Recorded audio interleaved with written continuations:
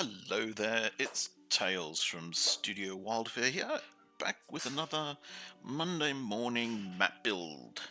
So, let me just get things set up. It's a little bit chilly here today. My poor old toes are freezing. Okay, so what I'm planning to do this morning is I want to build another map to go for the surface building, because one thing I've realized, I haven't made a map for that is just basically a maze, like a wiggly maze that people will have to go through with possible pitfalls and whatnot. So I thought for the surface building I would actually make a pardon me, a sort of maze map.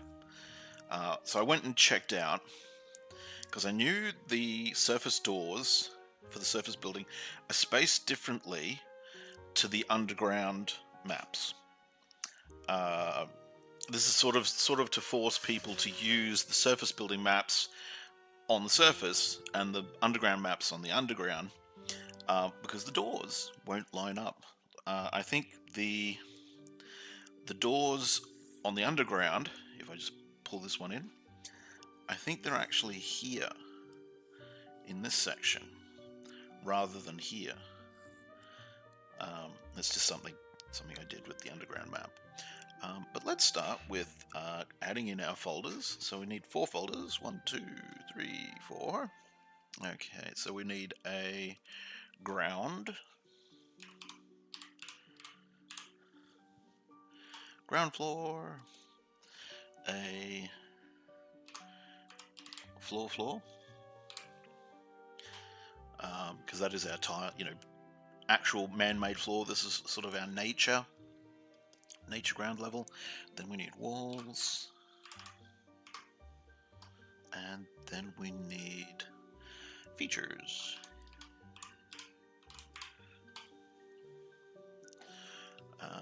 And then we want to get these out of each other, because when we create them, they usually end up nested and in the wrong order. That's the order we want. So these are wall doorways, so I'm going to put them in my walls folder. There we go. So that's starting us off. So I want to have this as quarters. So let's just pop back here to these tiles, and I'm going to use these to map out where the quarters sort of come to. So I put these here and there. I also use these as the actual corners on the actual edge of each tile, because each of these is a 10 by 10 map card. Because what I'm eventually going to do is I'll import each of these into Foundry or Fantasy Grounds. I'm not certain whether I'll do it in Roll20. I don't know whether Roll20 has a good map building feature, because what you can do is you can use each of these map cards to assemble a map. So yeah, each of these, you'll be able to stack them one against the other to build an adventure map. At least that's the hoop. Okay, so we just build down here. So I'm just blocking out the edge before I start to put the actual maze itself in.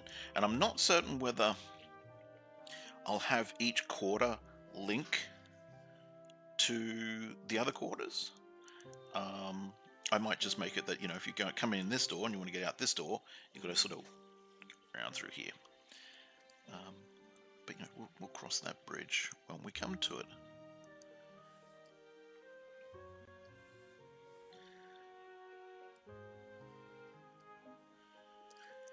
I was planning to last week go and do a a live stream or record a video which showed me doing an adventure map build in Fantasy Grounds, and I did actually record something, but I got all the way to exporting the map, because what you don't want to do because Fantasy Grounds has really good map building features. You can pretty much build an entire adventure map in Fantasy Grounds. It's that good. But you don't want to use your raw adventure map build as your actual adventure map in your game. Because look at this one. This one here. I've only been building for a few moments, starting to block out the walls, and look at all the different layers I've got. Now, yes, we it's all in a folder, but the problem is you've got all these different bits. So what you want to do is you want to finish your map, and then you want to export that map as a flattened JPEG or a WebP. I don't think Fantasy Grounds will let you export as a WebP. I might be wrong there, but I know it does allow you to export as a. I'm pretty certain it's a JPG. It might be a PNG. I could be wrong. But it allows you to export an image, which is what you want to do. But then you want to re-import that image, because it's a flattened image, into your campaign, and use that image and apply your dynamic lighting and whatnot to that flattened image, which doesn't have all these layers, all these parts, which means it won't lag your computer or your players' computers, or anyone who has a slow internet connection, or just an old PC. So yeah, you don't, as much as it's good to have all these layers for construction, you don't want to use a raw build map as your actual game map, because your computer systems will chug. So we just get that one sort of fell out of line. So, pardon me. So there we go. We've got the sort of our quarters blocked out. We know where everything's going to go. Just have a drink.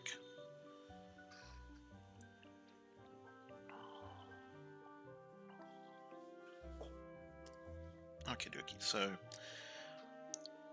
because I don't know whether I'll be putting. So let's start with this quarter. So we'll have the corridor sort of split. You'll come in, and you could go this way and this way. So we'll have a wall along here.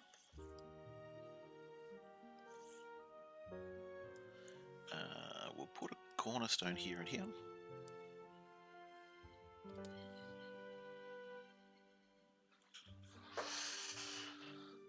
So how's your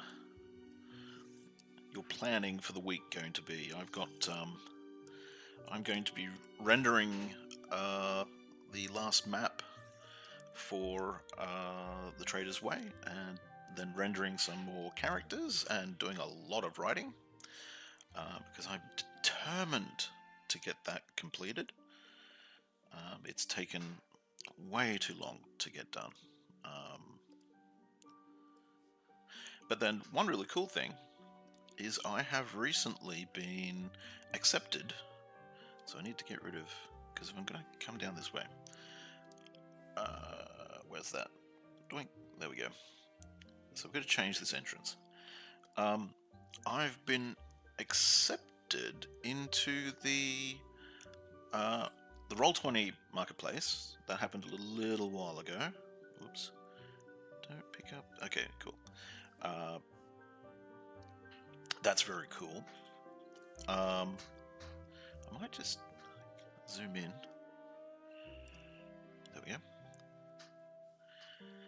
And just sort of make it so that we can see this entire quarter in the window. Here we go.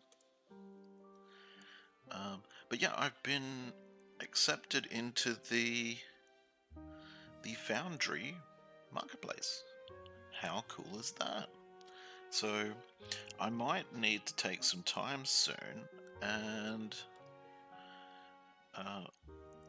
port a lot of bits and pieces over to the Foundry marketplace. Hopefully it won't be a lot of work. Oh, I need to change that one. So let's get rid of that and change that to, let's do this. Because we want to have lots of corridors. But yeah, I've been accepted into the Foundry marketplace, which is rather cool. So I need to get a whole heap of bits and pieces converted over, ready to go into the Foundry marketplace, because they use a special system.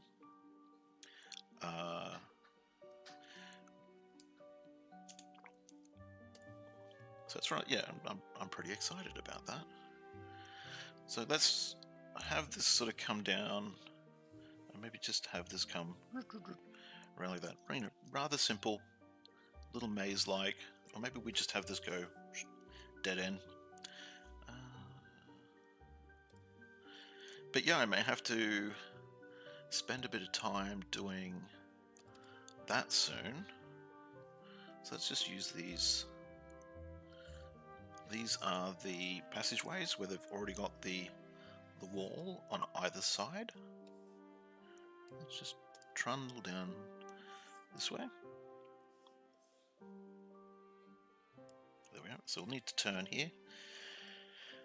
I might have this. Have this go like that. Yeah. Question mark. So do a dead end here. So if you come down this way, whoop, dead end. Oh no. So let's put a corner.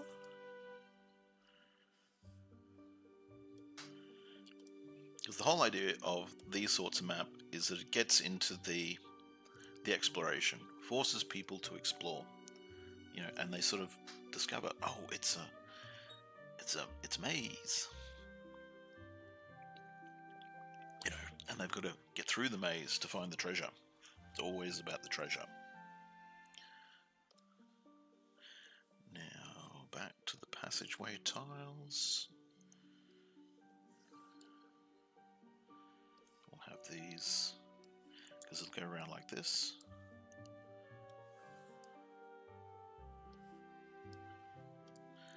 And same on the other side. So we could sort of, we could just have, you know, blank space here. So let's pop back up here and grab these corners and pop them in here, just like that.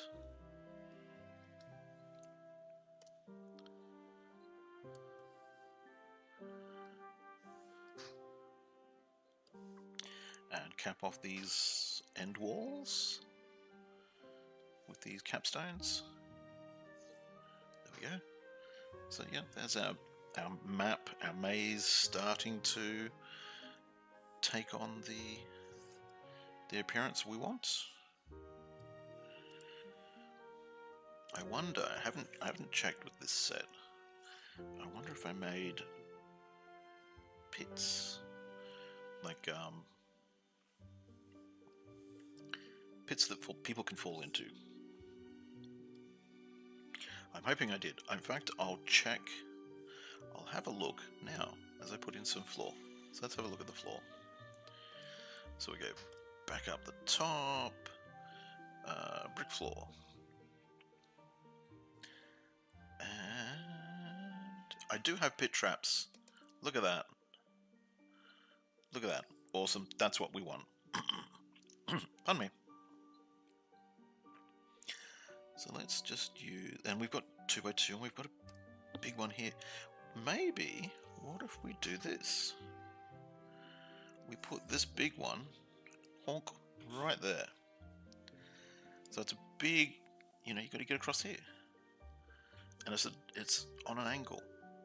I like the idea of that. Our adventurers might not, but, you know. And then we could have another long one. We could put it here.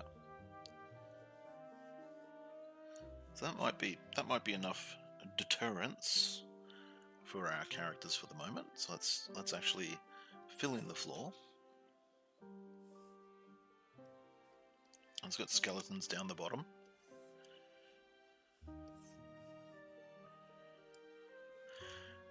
Now, that's because I haven't put... I was wondering why this tile looked as if it was going over these walls, but it's because I haven't actually put those walls there yet. Doi! Okay, so we want to put... Whoops. I'm using the pick mode again, which causes trouble. Yep. So I want to grab that. There we go. Then get out of that mode. The pick tool's it's pretty good. It allows you to just grab stuff to move around pretty quickly. But it does mean that, you know, if you accidentally click on this when I'm trying to click on this, it means that I'll grab that and move it around, which often you don't want to do because you'll not only will you move that, you also select it in the layer palette, which means if you just continue dragging in bits, you're going to be putting stuff in the wrong place.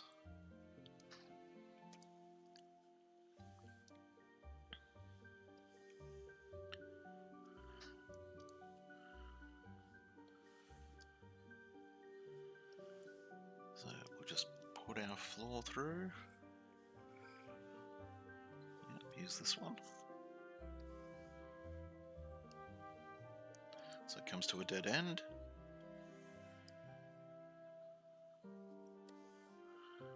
There, like that. Now we just fill in this area.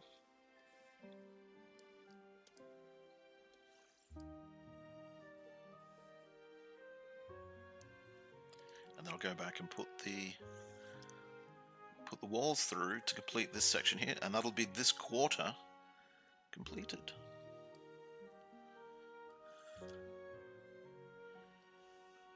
And then we just have the other quarters to go. So I'm still not certain whether I'll link them. Like this one's not going to link. Just need 2 tiles here.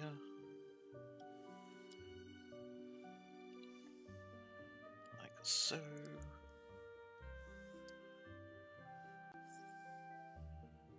There we go. So I'll go back to our... go back to our walls folder and put in the walls.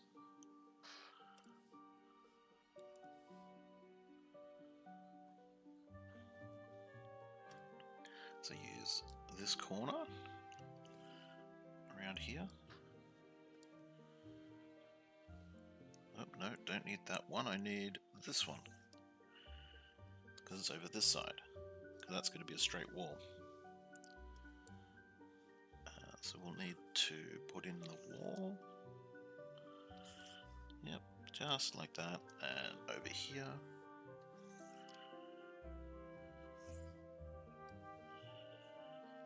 We need... Oh, puppy. Shush. She thinks there's a delivery driver outside. Hey, there's no delivery drivers. Come on.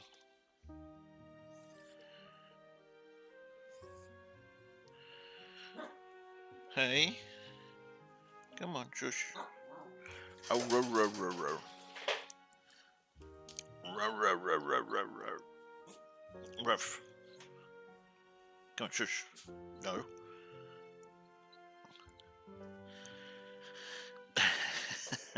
It's my sister's dog.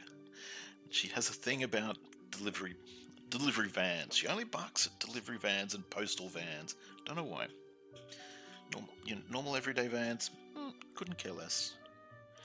Someone coming and robbing the house, yeah, nothing to get out of bed for. But delivery drivers, oof. She wants to tear them a new one.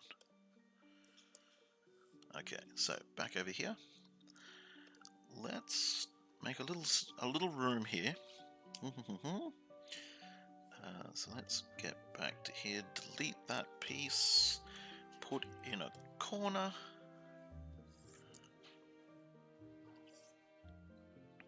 Like that. I'll need to do the same thing to that piece. Take it out and put a corner in. There we go.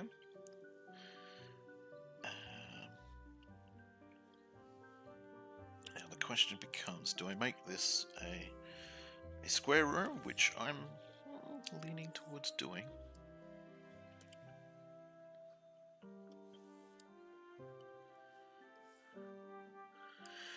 But yeah, this week I've got maps to render, some little pieces of spot artwork, and explanations about the Traders Way Road in the adventure that I'm working on, which is all about the Traders Way Road, which is my adventure world. The Traders Way Road is actually pretty important. So let's put a series of dead ends here.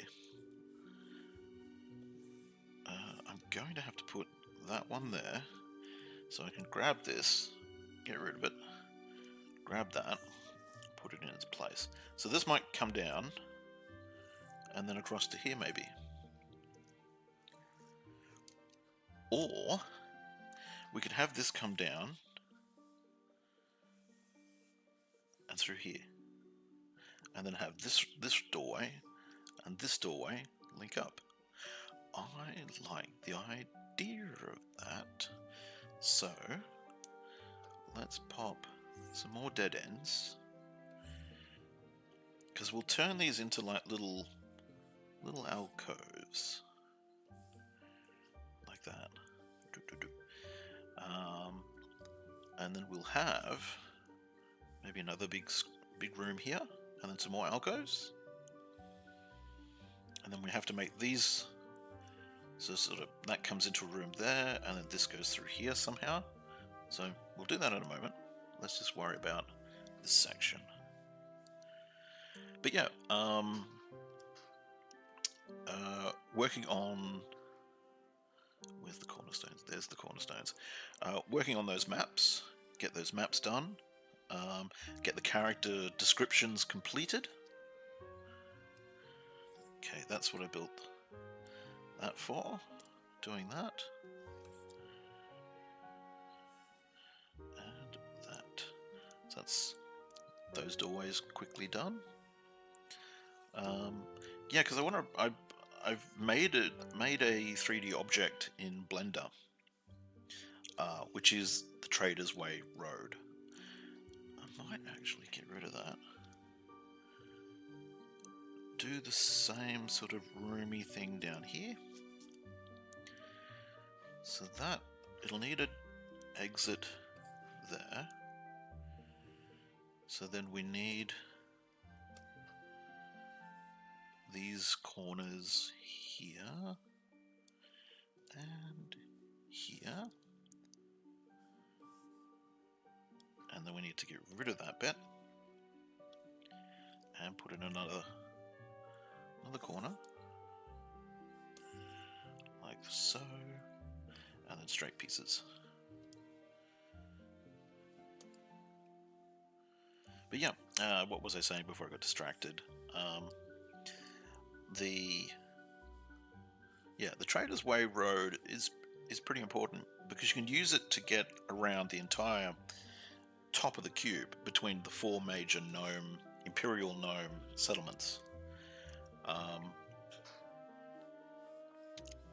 And I'm also putting in a bit of history about the Traders Way Road, that it was made by the creators of the cube, of the world of the cube, and it was made in the early days before they had invented the teleportation hubs.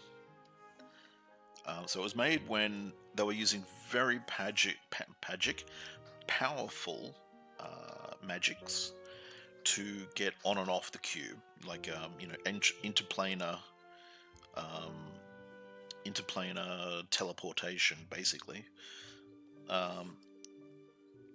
So they built the teleportation network, which would allow, lower level wizards to come and go, as long as they knew how the network worked. So there we go. We've got a big room, corridor, the little cupboards. They could be little jail cells, and another big room. Could be another guard room each side. So then we've got to do over here. So we have come in here, maybe put it, room, doorway, main room here. Yeah, I think that's a goer.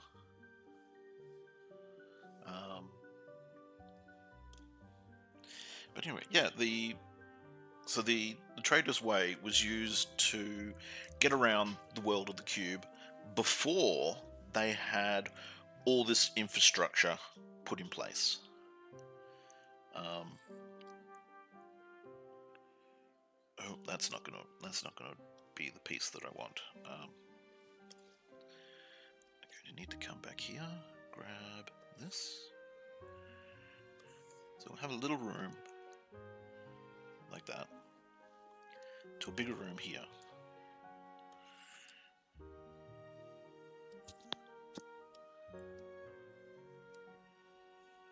There we go. And then so they go whoop through here, doorway here. So we'll need these pieces so that we build out this wall like that. So we're then going to need to put end stones here, end stones around here. So I'll quickly grab the cornerstones. Pardon me. So yeah, the Trader's Way was a pretty important road in the early days when the teleportation network didn't exist. And then they built the teleportation network, and the road, was still very important. If you were only going local and you're traveling carrying a large amount of stuff, it was better to sort of carry it by carriage, to the nearby settlement than to try and teleport the lot, because the teleportation network was just made to carry a single person and their stuff. So large amounts of gear were what the Trader's Way was for. And it wasn't called, in the early days of the cube, it wasn't called the Trader's Way. In fact, the name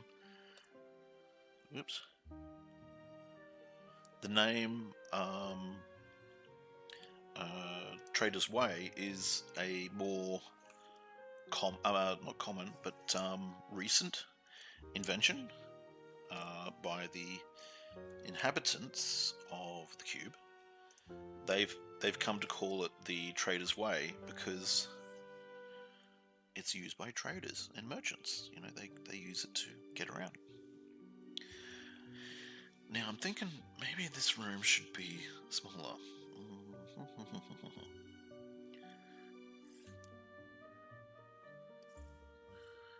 So we'll have a bigger one down here, smaller one up there.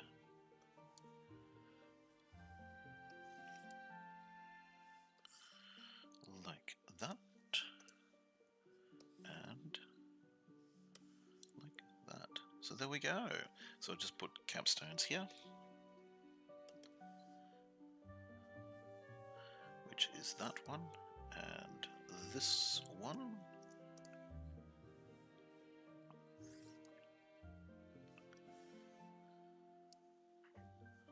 There we go. So that's the walls for this section done. So whacking a doorway here, here. We'll have maybe no doorways into this section, but doorways along here, because you know these could be jar cells, and to sort of help emphasize that they're different. So we go into the floor, go and grab our floor tiles. This one. I'll use these tiles with the darkened dot to emphasize, and I'll go black, pink, pink, black, to emphasize that they're different spaces. Have I already used that one? Nope. But I think I did, yeah, I've doubled up there. So let's get rid of that one and use this one. There we go. And then we use the pink squares, like so.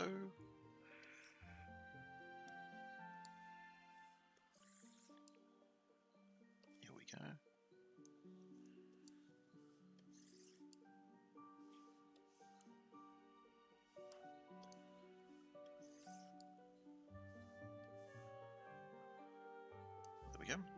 So let's just put some normal tiles down through the center.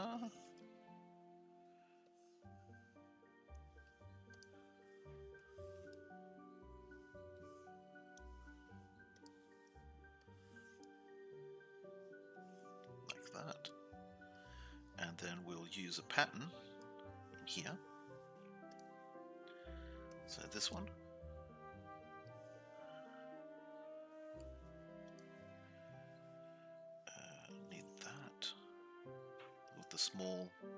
The small piece and the big piece on the outside. Now I need this one.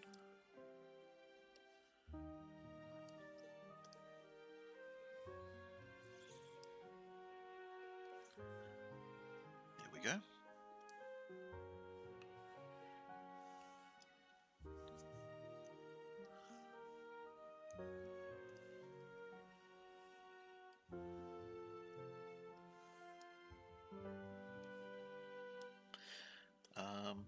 So what was I talking about? The Trader's Way.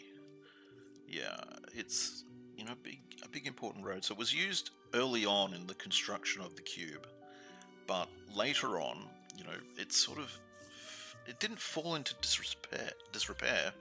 It was still used, but it wasn't used as much.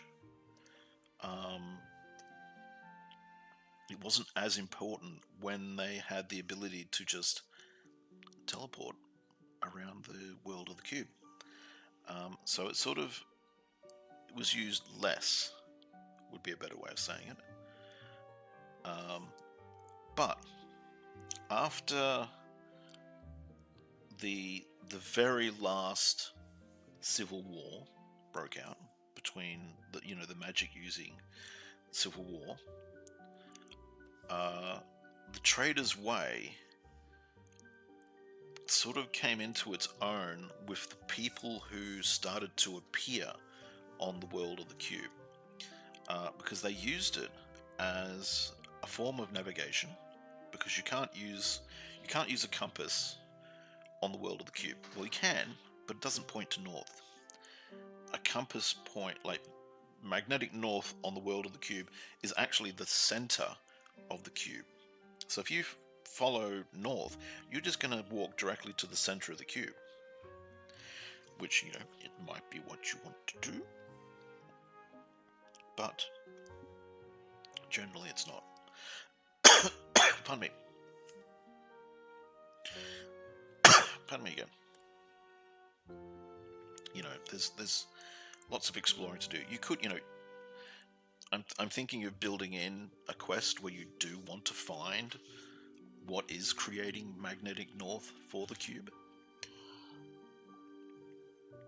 That's a long way off. It's just important to know, for the moment, that magnetic north on the cube is not where you think it is.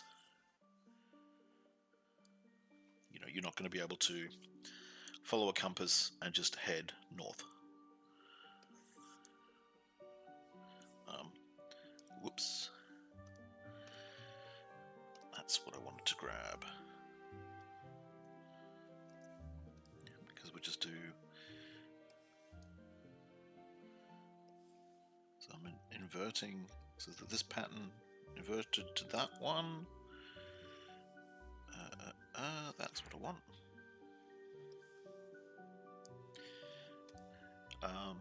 So yeah, what am I looking? I'm looking for that one. The Trader's Way it is really important to know all about the Trader's Way, just to navigate the world of the cube. You know, if you want to find the important cities, you follow the Trader's Way. It's eventually going to lead you to them. You want to find a lot of ruins, take the little junction roads off the Trader's Way and you will find lots of ruins. They won't necessarily be helpful, because a lot of the ruins, like, basically if you can easily find it, it's been looted already. It's been looted and searched already.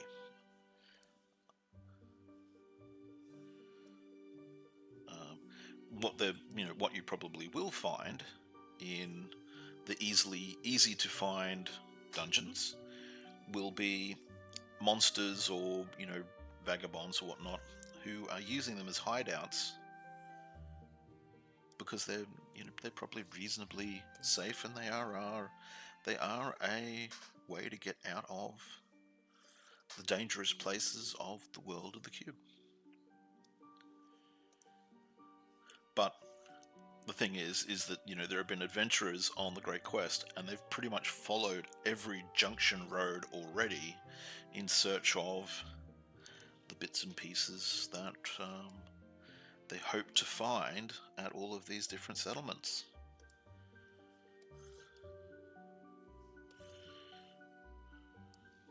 In fact, there's one adventure I started working on a while ago, but one thing led to another, and it didn't end up getting finished. And it's called The Needle.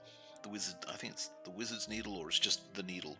And it's a wizard's dungeon, and the wizard was... this has gotten out of place. The wizard was... Oh, that's what I've done. I picked up the wrong tile. This is why the pickup option can be a bit of a pain, because I accidentally picked up that, put it there, when I should have picked up this and put it here. What was I saying? The Needle, yeah, the Needle. It's another wizard's. It was his abode and his research laboratory, and the wizard was researching the creation of artificial life. Like, not golems, actual, like, what would be a good way of saying it? Think back to the Lord of the Rings. Sauron's at his tower, and he's got these horrible looking flesh sacks inside, like a big pool of mud, that he's making the Uruk-hai, the cross between men and orcs. So they're a biological construct. That's basically what this guy's doing, except he isn't doing it. He isn't doing it with a great big puddle of mud. He's using more of a artifice to do it, to control it. And he was making different sort of life forms, and he's made sort of like a little imp-like creature. And the machines, because the guy's now dead, it's hundreds of years later, he's dead, he died in the Civil War, but his laboratory is still there, and the machines are basically still on, creating these little imp creatures. So there's an army of imps inside his tower. Now, the only way to get out of your tower, out of this guy's tower, because it's called the Needle, it's basically a great big spire of rock several miles high. The only way to get out is by a little bridge at the very top of the spire. The local gnome kingdom knows about the existence of this machine. They know that it creates these little gremlin type creatures. So they have a group of guards on station there at the bridge to prevent these little imps from getting out. And they constantly run groups of adventurers or groups of guards down into the spire to cull these little creatures, because they don't want them to get too many of them to that they can handle. But their problem is there's so many of the little buggers down inside the spire that they can't get to the lower reaches of the spire to turn off the machine, because they just, whoever goes down there just gets overwhelmed. They just get killed. So they constantly bring in new adventurers all the time to try and get to the bottom of the tower to turn the machine off. Sometimes they tell the adventurers that if you can't do it, you can't do it. Don't worry, don't risk your life. Just kill as many of the little buggers as you can, which will make handling them possible. But don't risk your life. So it's sort of like I sort of at times think of it as like a Minecraft EXP generator, where characters go to this dungeon specifically for the purpose of fighting these little greeblies to earn XP. It's sort of like the old day, how early adventure games, you'd go into the sewers and you'd grind killing rats to earn XP to go up levels. It's that. It's just that. You just go to this dungeon and you just kill these little monsters, as many as you can, and you go up your levels. Because you can try and go deeper, but the deeper you go, there's more and more of them. They're constantly spawning. So you can. It's just endless little buggers. But the twist I want to add in is that they're kind of sentient, but they've been programmed by this wizard. So they've been programmed because the wizard went through this civil war. They're programmed to defend his home, because this tower was his home, and they were programmed to keep the place neat and tidy. So if you can sneak around the needle, you'll discover these little imp creatures. As much as they're hostile and they're kill you, eat you, you'll notice them wandering around with a dustpan and brush, cleaning up the place. Which hopefully some PCs will sort of see, and they'll go like, "That's just odd." This little imp's wearing a maid's uniform, and he's carrying around a dustpan and brush and a broom. and he's making certain that nothing gets broken and everything's clean and tidy. That's just not what imps do. But if you then appear and go, "Hey man, what are you doing?" The imp's gonna go, "Ah, trespasser, kill him." So it's just I love the juxtaposition between deadly little greebly monster and it's wearing a maid's uniform cleaning up the place. But I also had the idea that I'd love to put in like some intelligent ones, or like really intelligent ones, like the leaders. The leaders would be intelligent, and you know, if the characters are, you know, maybe the characters get captured and they get brought to the leaders, and the leaders are like, "Look, we're only attacking you guys because you're entering our master's home, and we are bound to defend our master's home. So if you come in here, we're going to kill you, but we can't leave the place." That's one thing I want to add in, is that although the gnomes have, the Imperial gnomes have guards stationed there to, what they think, prevent these little imps from leaving, because they think it'll just be like a horde of the little guys get out. The imps will actually kind of, because the wizard, you know, didn't trust his creations, he made them that if they go too far away, they just fall to bits. They disintegrate, fall to bits. You know, that. Which obviously the little greeblies don't want to do. And they know that if they go too far away, they are going to die. But they are still bound by their instinctual programming to defend their master's home. Just like that. So we can do another room here. So yeah, it's I just love the whole idea. I love the whole idea. The whole world of the cube is probably all going to be based on misconceptions. Misconceptions over everything. You know, misconceptions over what the gnomes are, what the Imperial gnomes are, or the Imperial Gnome Kingdom thinks it knows, and the reality of what the world of the cube is.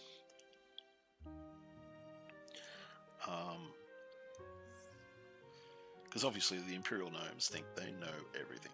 They're the chosen of Mechanos. Mechanos made this world for them. You know nothing. We know everything. Okay, so that sort of comes around. There's a room here, comes through here. Yeah, that's looking pretty good. So let's go and put a floor in, and that'll be this tile done.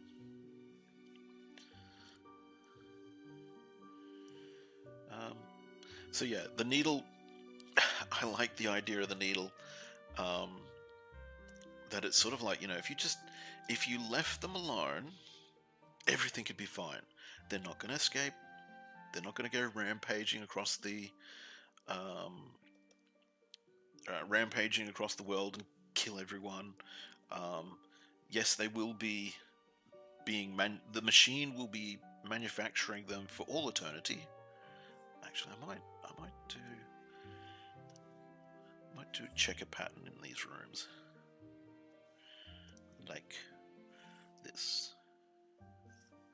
And this is the thing about the little creatures, they want the machines left on, because of, oops, why is Photoshop starting up? Because if the machines are not left on, they're not created. They don't get to live. So the species effectively dies if the machines are turned off. Oop, let's just turn Photoshop off. So the species effectively ceases to exist if the machines are turned off, which is what the Imperial Gnome guards want to do. Ultimately, they'd like to be able to get down deep enough into the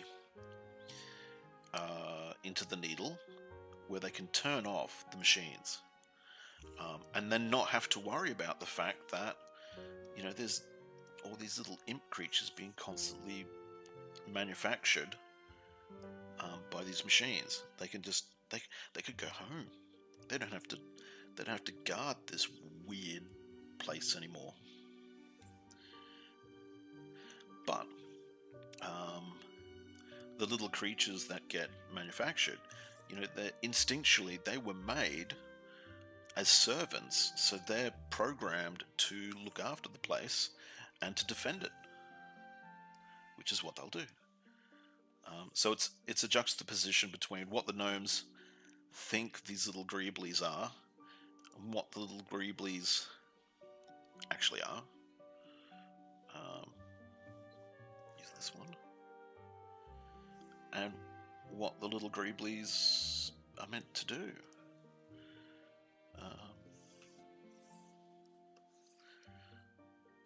There we go.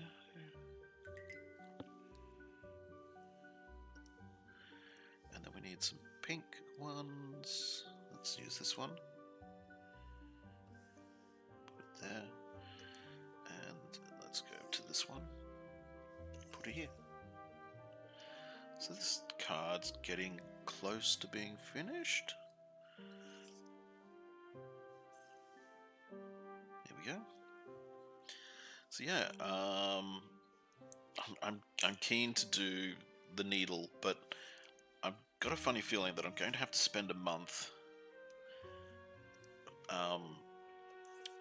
updating stuff for the Foundry and the Roll20 marketplace, so that people can enjoy my goodies, because I haven't really made material for the Roll20 marketplace. I've been making stuff for Foundry for a while, but only through the Moulanet. Hang on, so fit in window. There we go. But maybe I should put a pit trap, a pit trap here, and a pit trap there. Let's do that. So let's take that one out. Let's exchange it with a pit trap. Let's put this guy. He's having a good time down the bottom of that hole. And then maybe, see, that's a full piece there. Maybe. Let's get rid of that. Get rid of this. Actually, no. Move that down there, and we'll use one of these. But I'll use the one that's got the wooden planks over it, because that way people can see. Okay, we can get over that pit trap. So coming in from here, it's it's a bit difficult, and maybe people might take the wooden planks off to expose the pit trap. But yeah, that map looks. I like that. It's nice. It sort of gets to the maze feel, which I think I'll do. The next one will be a maze as well, and I'll do it for the surface building as well, because it needs some just general maze pieces.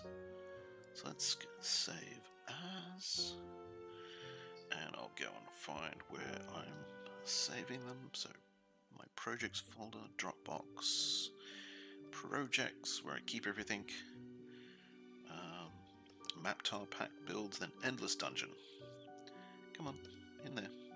Ground floor, and I think I'm calling these just internal to differentiate between the outside wall sections.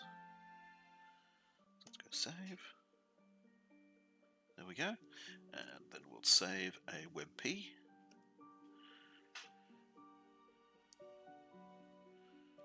Go and find, there it is. Yep, and export. Yeah, so later this afternoon I'll upload those to the Studio Dungeon. People will be able to enjoy them. So yeah, so if you're on if you're a member of my Patreon, the Studio Welfare Patreon, you'll be able to grab these. You'll be able to download the... I'll just go to here. Yep, that keeps all those tiles, so that's good. Okay, so that keeps the doorways, because I need to know where those are. But I might change these. So let's get rid of that. Get rid of that. Same with that piece. So I know that's going to come across there. And I don't know whether I'm going to keep that, so that'll go. Okay. What to do here? It's a good question. So we'll just make these come in as rooms, and then sort of wiggly, mazy bit between them. I'm thinking that's what I'll do. So let's go back up to our walls. So I like to sort of start out with the walls because it allows you to block in, your map. You give you a framework for your map, and then go and put the floor and whatnot in second. That's just me. You don't have to do it the way I do it. It's just the way I like to do it. So I'm going to create effectively 1, 2, 3, 4, 5, 6, 7, 8 rooms. 8 3x3 rooms. And then I'll have, whether they will link to each other. Oh, I forgot to put doors in the last map. Oh, I'll have to remember to do it in this one. So I might have some of them connect. Some of them, maybe not. Like these ones might connect. No, that's not what I want. I want to do over here.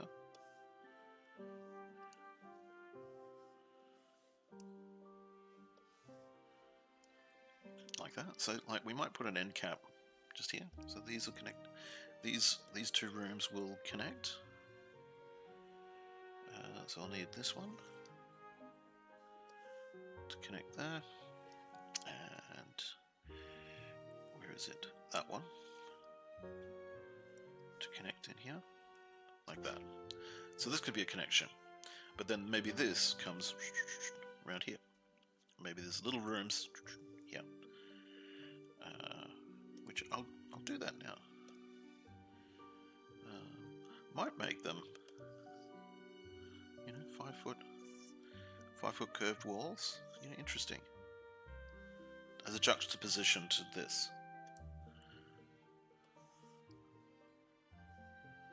That's my new favorite word for the day. Juxtaposition. Everything's a juxtaposition.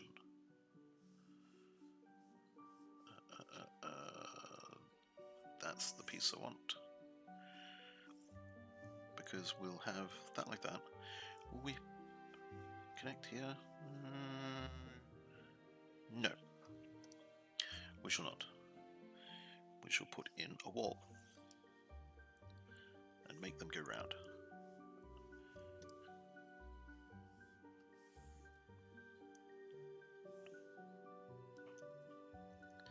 There we go.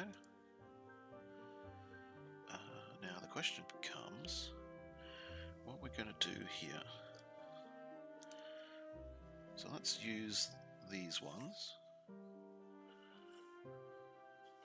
and just make a little. There we go. Like that. So it comes through here.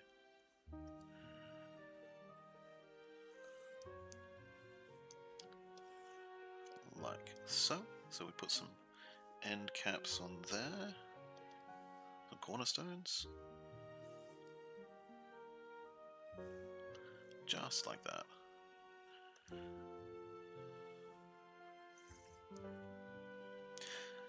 So yeah, although I'd love to work on the needle as the next piece. I've actually got plans to do another.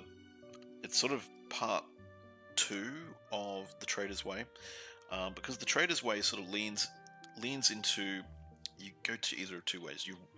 There's a big fight with the Rat King and his minions, but you can decide to help the Rat King, which then leads off to a little adventure called the Font of Understanding. Or let's close off over here. There we go. Or maybe no. We'll have this open.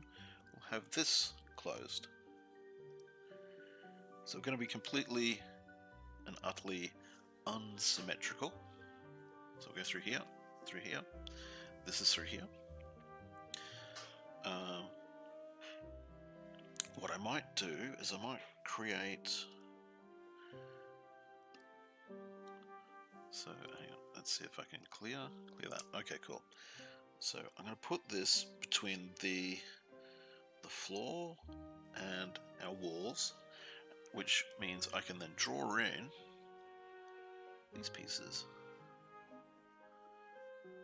because there's going to be a couple, whoops, that need to have, missed a bit, that need to have these little spaces drawn in. There we go. But now I'm wondering, why am I drawing over that? That means there's a tile somewhere. It should not be that piece, which is down in our, down in there. Okay, I'm going to take a wild guess. Yep, that's down in the wrong folder. So these, yeah, these are all in the wrong folder. They should be up here. There we go. Because we haven't done our floor yet, so somehow we accidentally ended up in the floor. Probably because I'm in this mode. I clicked on something I shouldn't have clicked on. Yep, I can see in the background.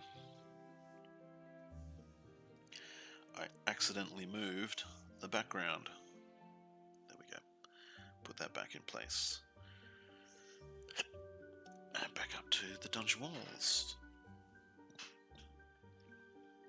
Okay, so pardon me. Let's stick with circular walls for the moment. Back to here. And let's put them in. Put it in here. So we'll do another 3x3 room.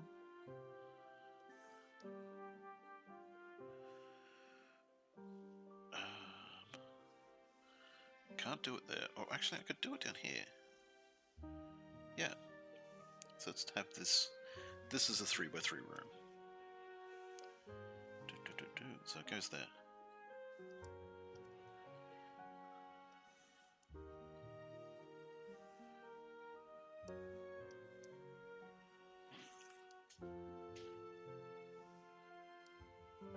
Like that. So let's put in our cornerstones for our doorway, which will be these ones. Comes in like that. So we're going to have little rooms here, little rooms here. So let's pop in the. We're going to do a little room here. Yeah. We'll do a.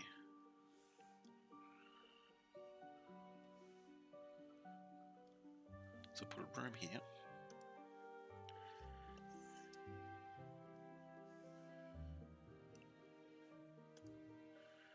So we'll need a piece like this to go there. Now this is open, so I'll need to one of these like that. There we go. So we'll need some end caps. Actually, I'll use the flat walls this time, just as a little difference. Here.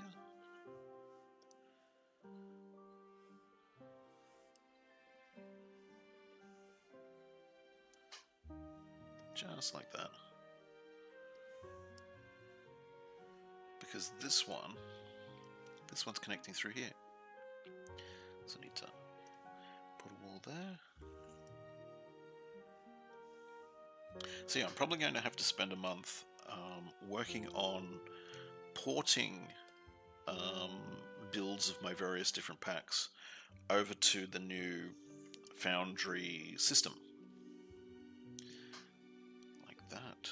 And then...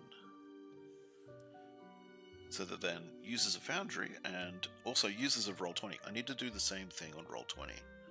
I need to port a whole heap of stuff to Roll20.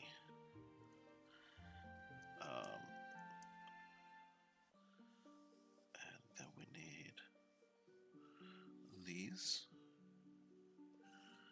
in there, and this one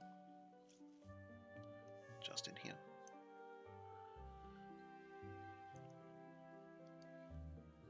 Yeah, so I'm probably going to have to spend a while not building any materials. So I'll probably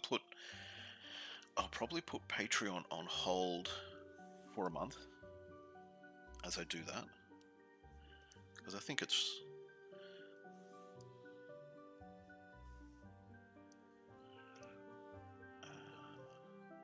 there we go. Because I think that would be the right thing to do. So there we go. So you know, this is sort of weird rooms. Yep, that's what I'm heading for. Now the question becomes, do I head down this way or head out this way? I'm thinking I go this way and I'll block off here.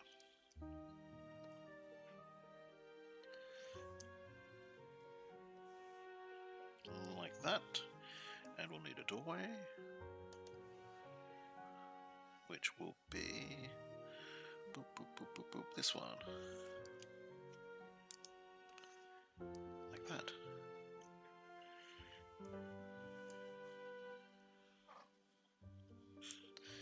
Now, should I put a room in here or just wiggly corridors?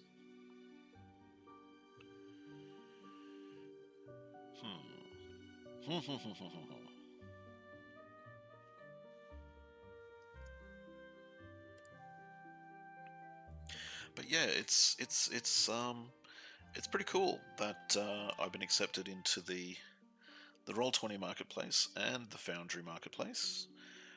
I've just got to get my tail into gear and do the material and get it all ported over to their platform.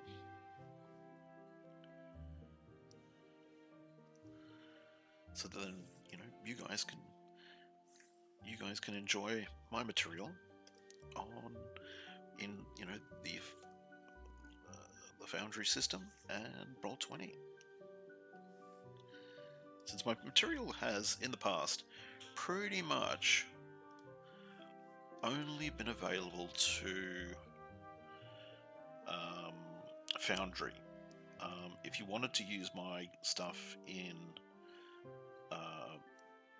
Roll20, it was, you know, you had to do it all manually, had to import it all manually. And I'm pretty certain there's a lot of people that sort of went, nah, I'm not doing that. I'm not stuffing around with that stuff. Not when I can get somebody else to do it for me. At least that's what I think is what's happening. Oops. Now, this is where I need to come back to our walls. There we go.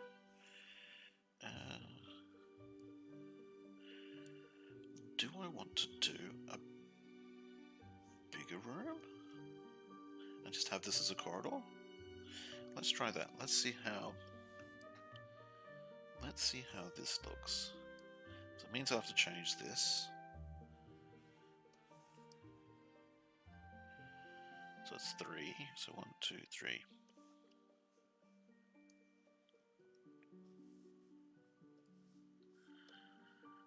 Grab that. Put it there. And then we need this one down here.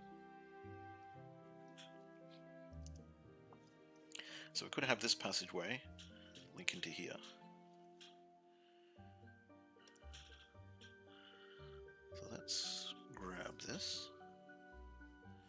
So it'll come down and it'll link in like that. Which means that these are the two tiles. I'm just not going to use these. I'll fill that space in.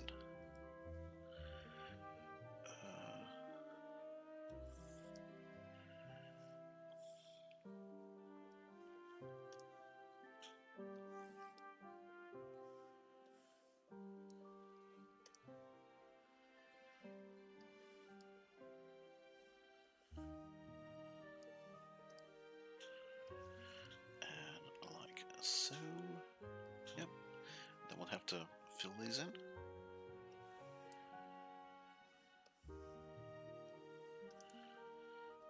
Now I am going to have to remember to put some doorways in. I mean, some actual door tokens. As I left them out on the last map. Okay, cornerstone here. Well, we have to close this off. So we need a doorway set, this one. And we'll make this sort of come up through here like this. So we won't have an entryway there. So we'll close that. Like so. So we have an entry here.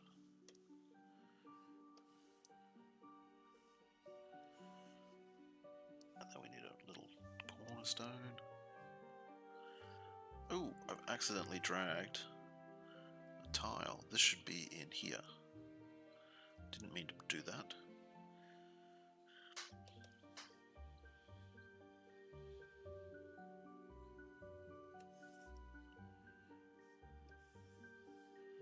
There we go. So I'll just fill that in with white. You don't need to use. You don't need to use every square. Having voids is good. People who think that that the entire map has to be used will actually think there's a secret room there, and they will spend hours trying to work it out. So, win-win. It'll send people crazy. So, okay, go back to these. Back to my move brush. There we go. So I'm going to get rid of that. So change it out. So again, bit of void. It's not a bad thing.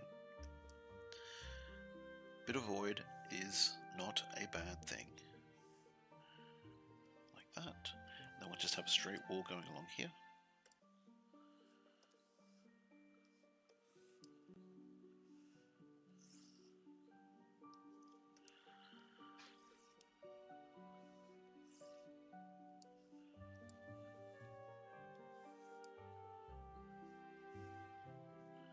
So yeah, all the wall coming along here, and we'll make it come around to little rooms here. So this is, yep, okay, so we'll fill in this bit of white.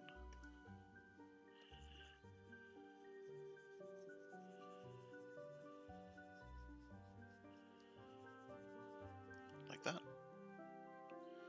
Okay, now we're going to need a capstone here and here, but this wall will continue along.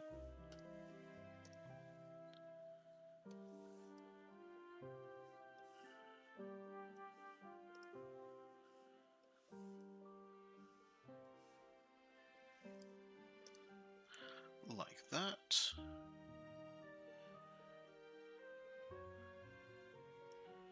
And then we can have a room here.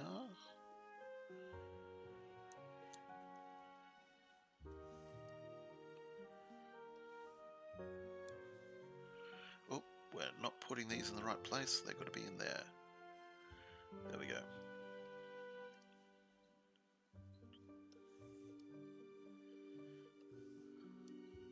So this will create another little a little piece of void.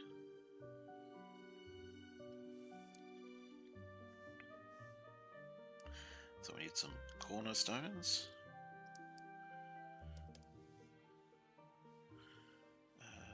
So we need this one, like that, and then one here, which is this one. And then I'll fill in that little bit of void right here. So you don't have to worry too much. Like this is, like, yeah, it's just white, but you can remember your dynamic lighting will actually hide all that. You won't see it. It'll be the fog of war.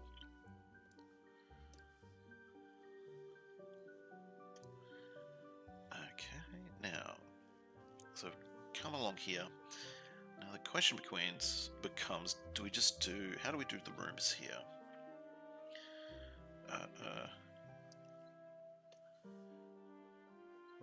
So I'm thinking,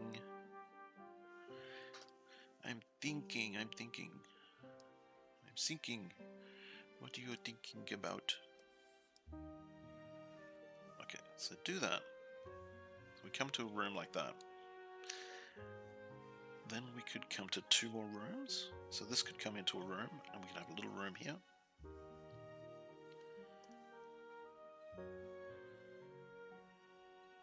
So I'm thinking another little curved room.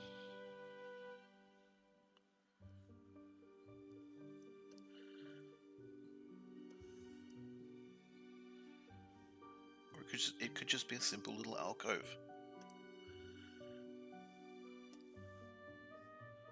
You know, we don't need to turn it into a room. It could just be a little alcove.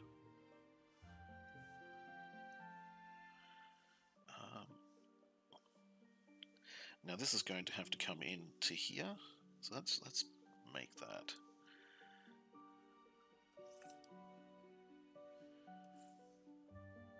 Oh no, this is. We did decide that this would connect through, so no, we can't go do that. What we will do is we'll put this in here, another one there.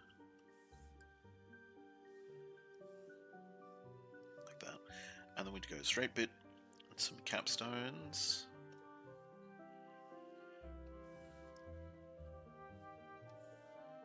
Just like that.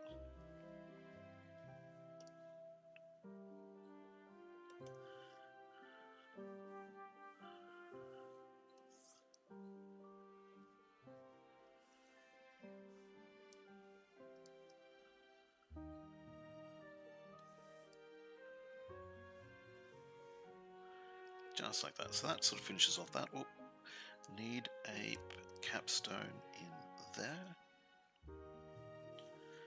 Like that. So that's done that area. So this sort of connects in here. Then we might have an exit out here. So let's go and put our exit in.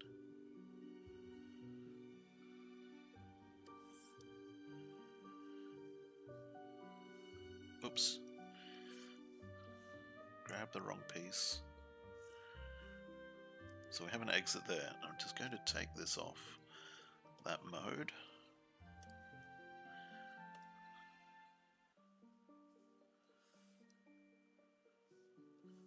Yep, like that. And then right there.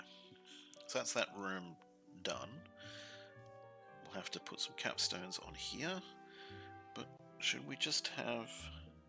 I'm just going to have this curve, which will be this one. So just curves like that, and we'll fill in this. Have this be straight.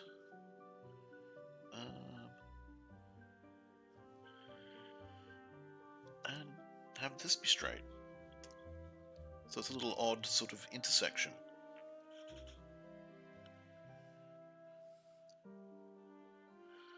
So it's like, you know, like that.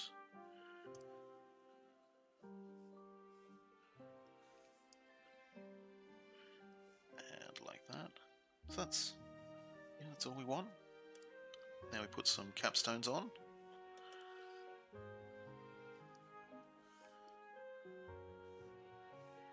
So there. This one's actually used in a few places.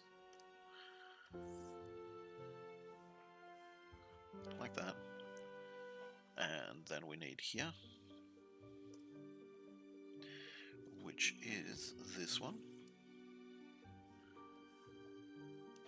There.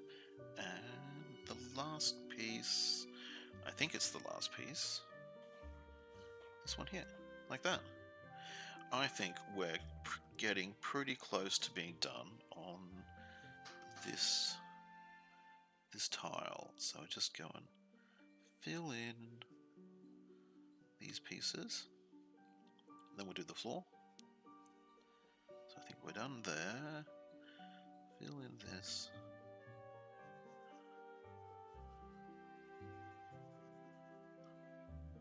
I think that's it. That's that. So we're pretty, like, I'll put doors in now. I keep forgetting to put the doors in.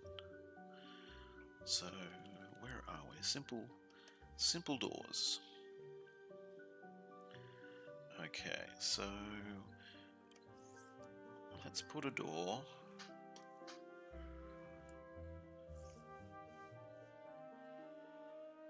Put one there. And we'll put another one. Have this one sort of open. But it goes, so we flip this around. Yeah, so it actually goes there, but opens this way. Doorway here.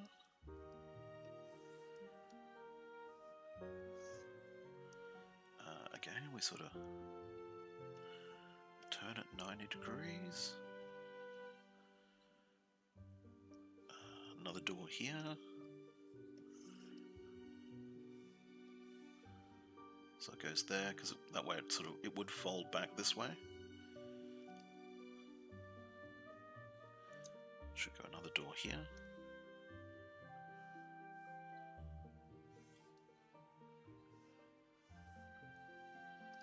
We go layer, transform, 90 degrees clockwise. There we go. Should I put one here? No, I won't put one here, but I'll put it here.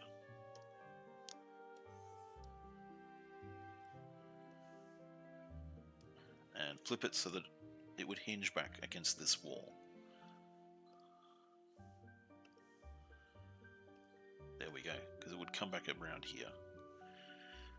And put another one here.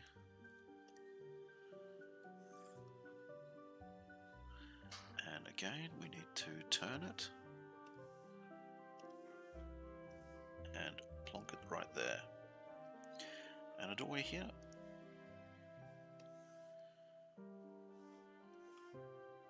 So we need to turn this one around. Oops, what are we doing? Transform counterclockwise, because I'll have this one open into the room, because against the curved walls it would just look weird. And I'm going to leave these open because these could just be alcove. They don't need to be a room with a door. And we'll put a door here.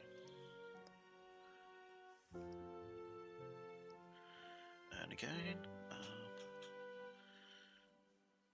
the layer, transform, 90 degrees. I will flip that over. Flip it vertically. Yeah, so that way it would be folding back against this wall. That looks a bit more natural.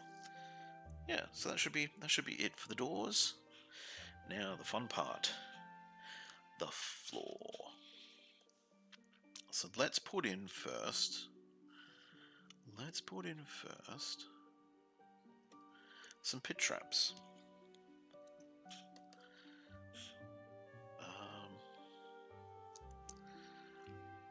Let's put in a big water trap.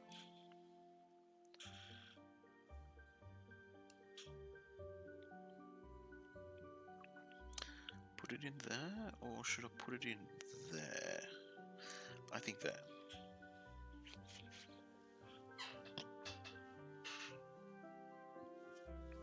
Question then becomes, should it go down to water?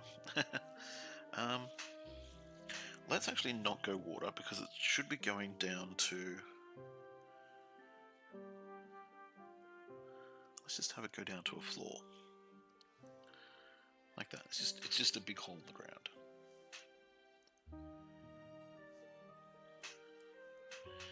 But then,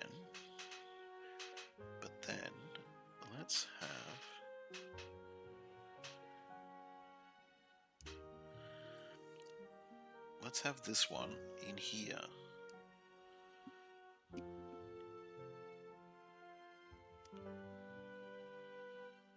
Or actually, let's put it in here. And so we have a platform there, and they've got to get across here. And then we'll have a little one with some planks of wood across it. Yeah, that's what I'm leaning towards. Have it here. And then maybe another open one here.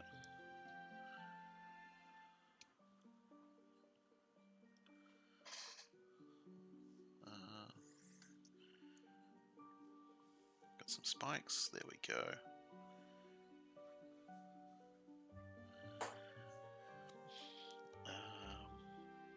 And that should be, yeah, I think that should be enough for pit traps. You don't want to have too many. You don't want to just jam it full of pit traps. And then we go and fill in the floor.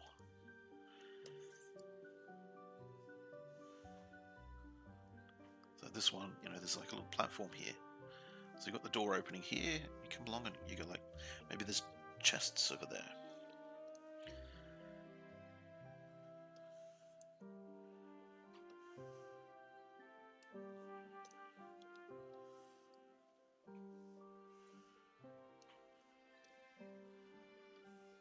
Down, grab the pink ones to sort of do the checker pattern.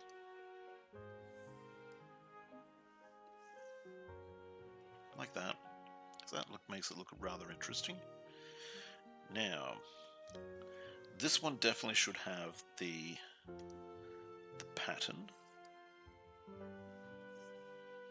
Like so. Actually, we could put another pit trap here. But I don't like putting a pit trap right beside a pit trap. I'm not keen on doing that.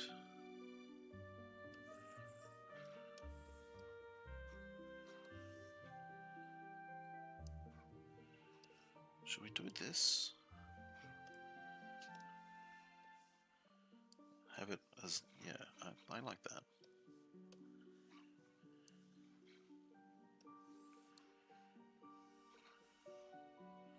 Like that.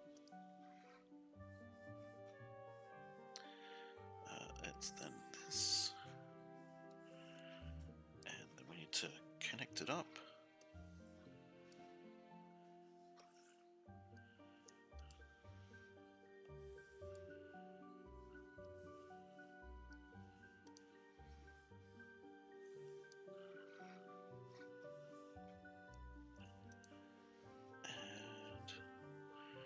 Top section, that one. One thing that could be rather cool to do is I do this. So I'll have the black dot in the middle, and then I'll put the black engraving around the outside.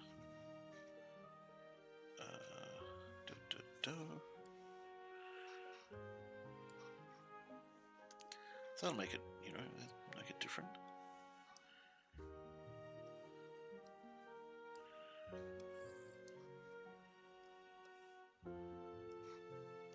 Like that, and there.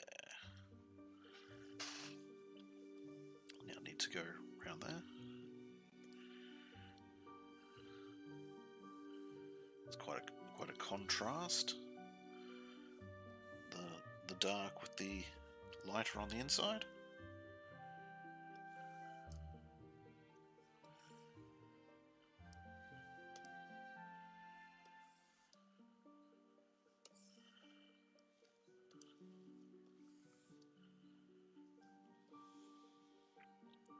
But yeah, if you've joined up to my Patreon, later this afternoon I'll upload these to the Studio Dungeon.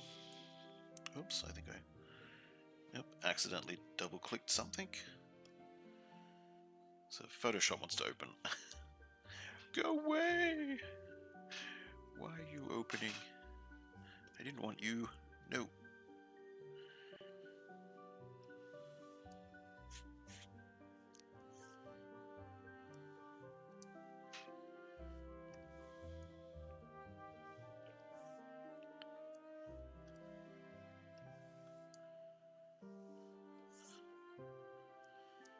There, and then where are our turns? That one is what we want. Because we have the thick line in the towards the center and the thin line towards the back, which means we want these ones to connect up.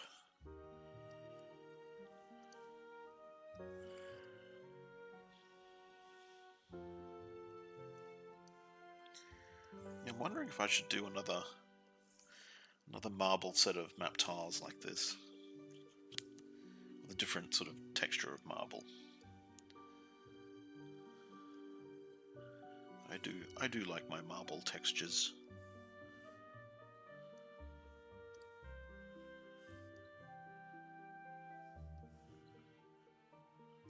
There we go.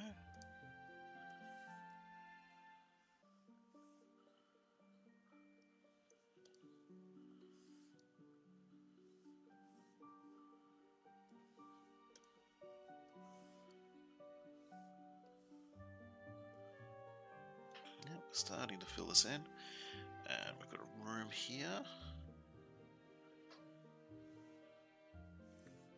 We'll just do it as a plain floor.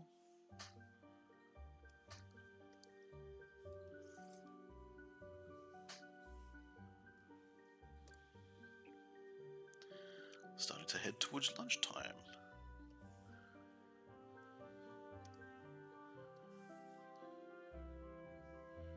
Go and get me some num-nums.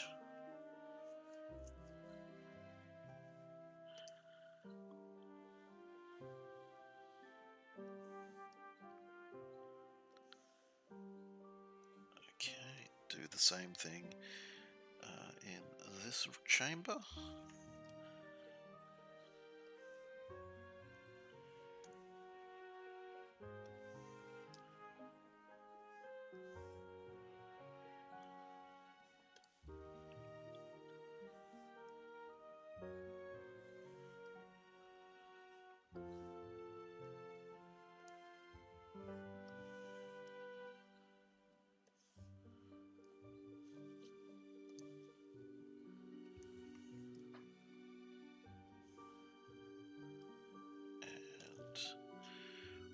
Okay, that one. Make it come back, and I'm going to close it off, which is one of these.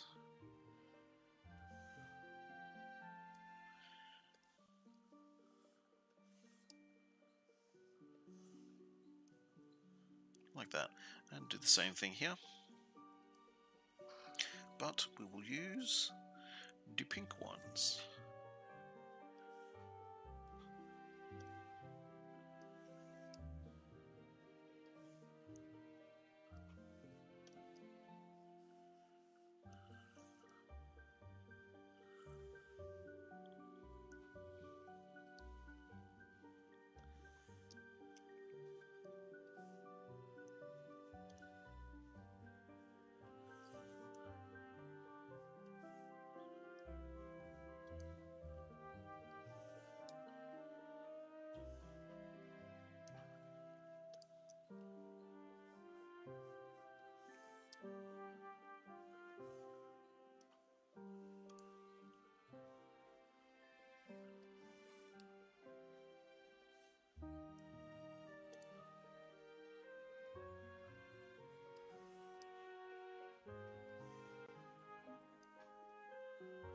Just like that. So we come around.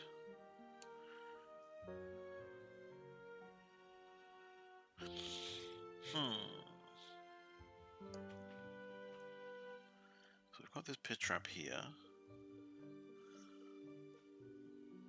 I was actually thinking we could have a pit trap here and have this as an alcove off the side. You've sort of got to jump to here, along here, jump to there. I like the idea of that. I think that'll look interesting, because I like the idea of this, the little step. Look. So I'll take that out. Although I like it. Like, I do have to admit, I do like a big room with a big pit trap in it. But we've got one over here. So let's do... Oh, I double clicked again. Oh, Photoshop's going to open again.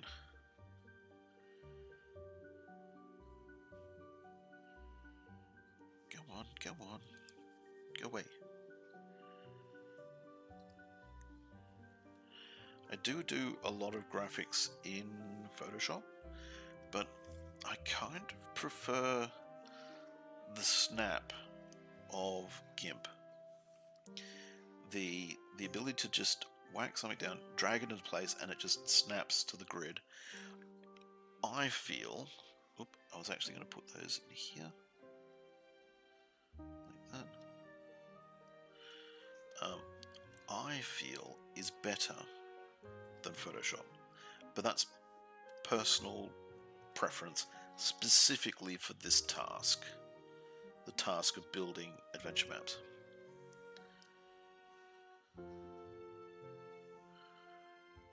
Just like that. That was what I was thinking of.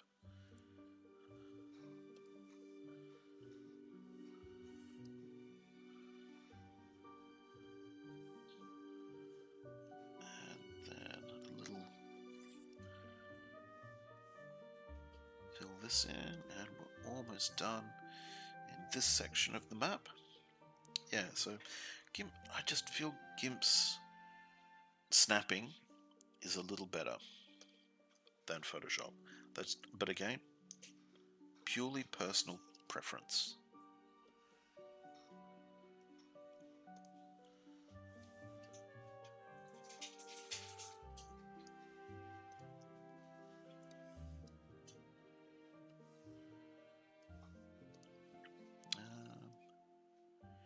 I was saying before that I felt I'd put enough pit traps in, but I'm now feeling I want more. So I'm going to put one here.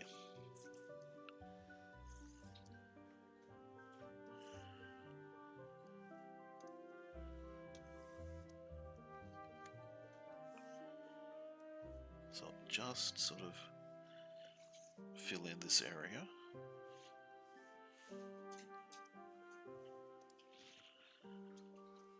Oh, I got a little dog huffing and puffing at the door, so she probably wants to get out. I'll let her out in a wee moment.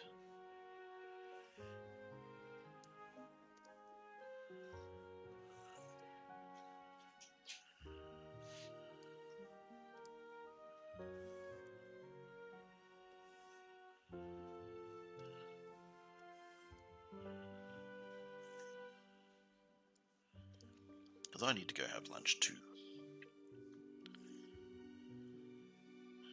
And then when I come back after lunch, I've got to take last week's adventure maps and turn them into a montage. A quick viewable montage. Where I speed them up so you can see what the adventure maps look really quick. Because I know that there's a lot of people who actually, they don't want to watch, you know, they don't want to listen to me gas bagging all the time. They want to watch, you know, they quickly want to see the adventure map just take shape. There it goes.